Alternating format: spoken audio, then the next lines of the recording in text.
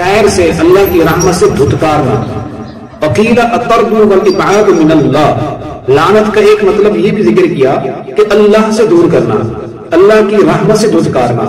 تو کتنا خوفناک مطلب ہے لعنت کا، اللہ سے دور کر دینا، اللہ کی رحمت سے اس کو دھتکار دینا۔ اللہ تبارک و تعالی اگر کسی پہ ناراض ہو جائیں تو بتائیں دنیا میں اس کے لیے کوئی رہنا بنتا ہے؟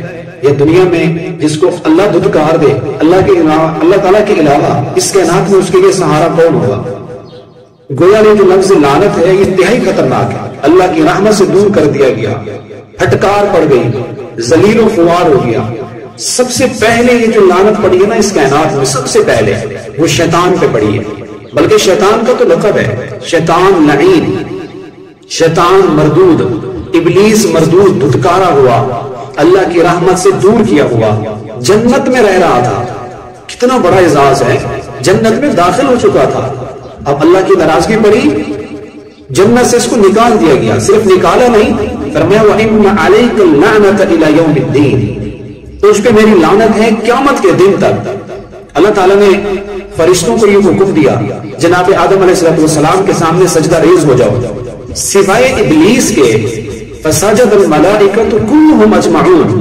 لیکن یہ جو ابلیس تھا اس کو اپنی عبادت پہ گھمنڈ تھا، اس کو اپنی عبادت پہ ناز تھا، فرشتوں کے اندر گھل مل کے رہ رہا تھا، اللہ تعالیٰ کی نعمتوں کے مزے لے رہا تھا۔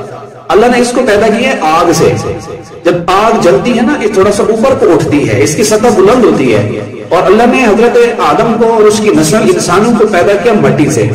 مٹی زمین پہ پڑی رہتی ہے، پاؤں کے نیچے روندی جاتی ہے، تو شیطان کو اسی وجہ سے غرور آ گیا، اس کو تکبر آ گیا، اللہ تعالیٰ کے سامنے صرف سجدے سے انکار ہی نہیں کیا بلکہ اللہ تعالیٰ کے سامنے بولنے لگا، اپنی اس غلطی پہ دلائل دینے لگا، کہنے لگا یا اللہ آدم کو تو نے پیدا کیا ہے مٹی سے، خلقتنی من نار، مجھے پیدا کیا آپ نے مٹی سے، وَخَلَقْتَهُ مِن طِينٍ، آپ نے آدم کو پیدا کیا طین مٹی سے، افضل تو میں ہوں، بہتر تو میں ہوں، اعلیٰ تو میں ہوں، لہذا آدم علیہ السلام کو کہو کہ وہ مجھے سجدہ کرے۔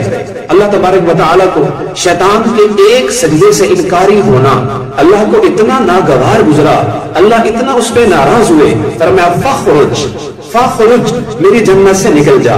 یہ اللہ کی ناراضگی ہے کہ دی ہوئی نعمت کو کبھی اللہ سلب کر لیتے ہیں، دی ہوئی نعمت کو کبھی اللہ چھین لیتے ہیں۔ اللہ اگر دنیا میں اللہ تبارک و تعالیٰ ناراض ہو جائیں کسی کو تو سب سے بڑی ناراضگی اللہ کی یہ ہے کہ اللہ اس کو دین سے دور کر دے، جتنا توفیق مل چکی ہے اللہ وہ واپس لے لے، یہ اللہ تعالیٰ کی سب سے بڑی ناراضگی ہے۔